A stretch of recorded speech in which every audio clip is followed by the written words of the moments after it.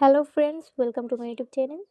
আজকের ভিডিওতে তোমরা পাবে একটি খুবই গুরুত্বপূর্ণ রচনা, তোমার জীবনের লক্ষ্য, যেটা পরীক্ষায় বারবার আসে। তাই ভিডিওটা শেষ পর্যন্ত মনোযোগ দিয়ে দেখবে, তাহলে খুব সহজেই এই রচনাটা তোমরা শিখে নিতে পারবে। বন্ধুরা, তোমাদের অনেকের মনে প্রশ্ন থাকতে পারে, রচনাটা যদি ছোটো হয় তাহলে কি পুরো মার্ক পাওয়া যাবে?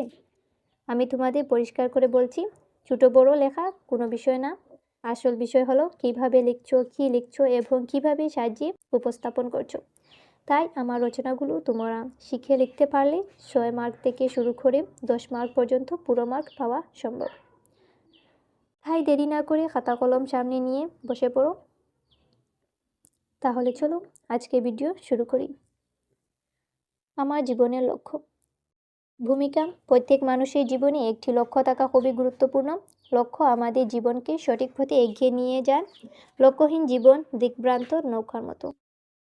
আমার জীবনের লক্ষ্য হলো একজন আদর্শ শিক্ষক হওয়া। শিক্ষক সমাজ গঠনে গুরুত্বপূর্ণ ভূমিকা পালন করেন। একজন ভালো শিক্ষক শুধু বইয়ের পড়া শেখান না, বরং ছাত্রছাত্রীদের ভালো মানুষ হতে সাহায্য করেন। ছোটবেলা থেকেই আমি দেখেছি একজন শিক্ষকের কথা একজন শিক্ষার্থীর জীবন বদলে দিতে পারে। তাই আমি শিক্ষক হওয়ার স্বপ্ন দেখছি। লক্ষ্য নির্বাচনের কারণ। আমাদের সমাজে এখনও অনেক শিশু দারিদ্র্য ও অজ্ঞতার কারণে পড়াশোনা করতে পারে না। আমি চাই এই শিক্ষার্থীদের সাহায্য করতে।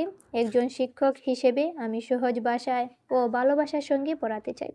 ভবিষ্যৎ প্রজন্মকে সুশিক্ষিত করাই আমার লক্ষ্য। লক্ষ্য অর্জনের উপায়। এই লক্ষ্য পূরণ করতে আমাকে নিয়মিত পড়াশোনা করতে হবে। সময়ের সঠিক ব্যবহার, পরিশ্রম ও শৃঙ্খলা খুব দরকার। শিক্ষকদের কথা মেনে চলা এবং ভালো গুণাবলী অর্জন করলে আমি আমার লক্ষ্য অর্জন করতে পারব।